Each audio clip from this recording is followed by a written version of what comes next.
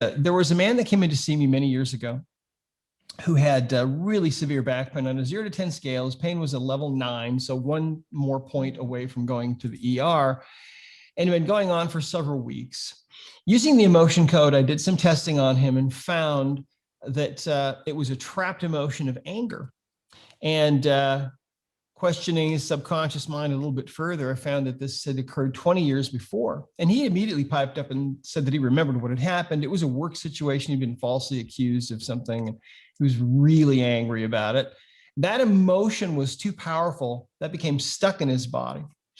So that was it. We released that trapped emotion, which just takes a few seconds. And the feeling of pain instantly left. Went from a 9 to a 0 in the snap of a finger. He couldn't believe it. He kept bending over and exclaiming and twisting this way and that way. And I was grateful that it worked so well.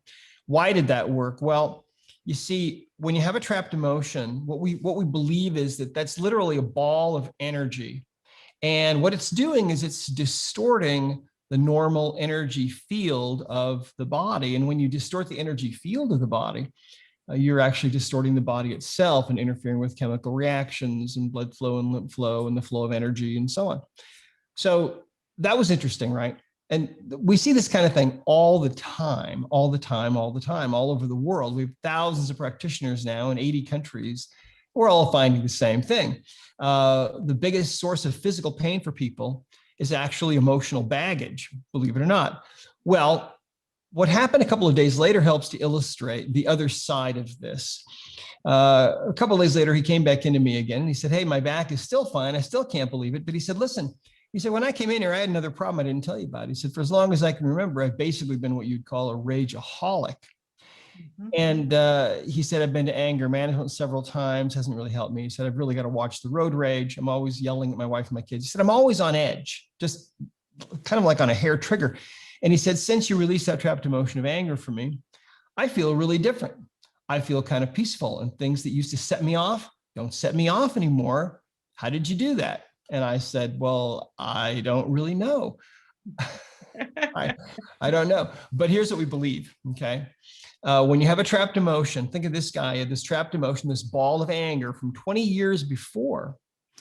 And so when a situation would come along in his life where he might tend to feel the emotion of anger, he would feel that emotion much more easily, much more readily than he otherwise would have. Why? Because literally part of his body was feeling that emotion, that vibration of anger 24 hours a day, 7 days a week until we released it. Now think about your own life. Think about all the experiences that you've been through. Think about, did your parents argue in front of you when you were a kid? Did you cry yourself to sleep at night? Were you ever bullied? Did you ever have anything difficult in junior high or high school? Did you ever go through any breakups, maybe a divorce, maybe 2 or 3?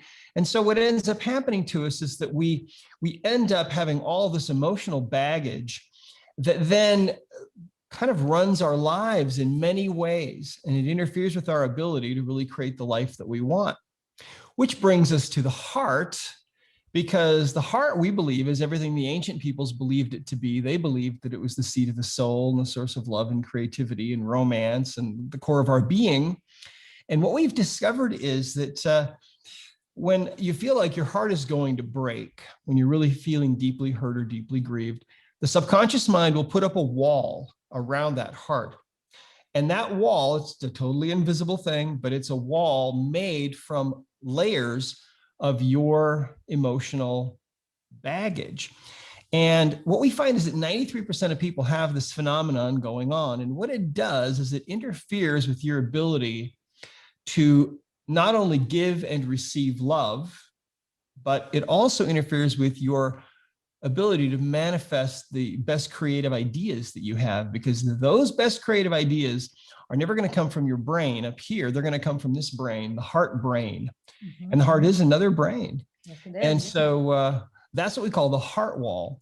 And that's the most important part of the emotion code. When that wall is taken down, people not only often fall in love, even at advanced ages, people who never thought they would, but people also have creative ideas that start to flow for them that never flowed before.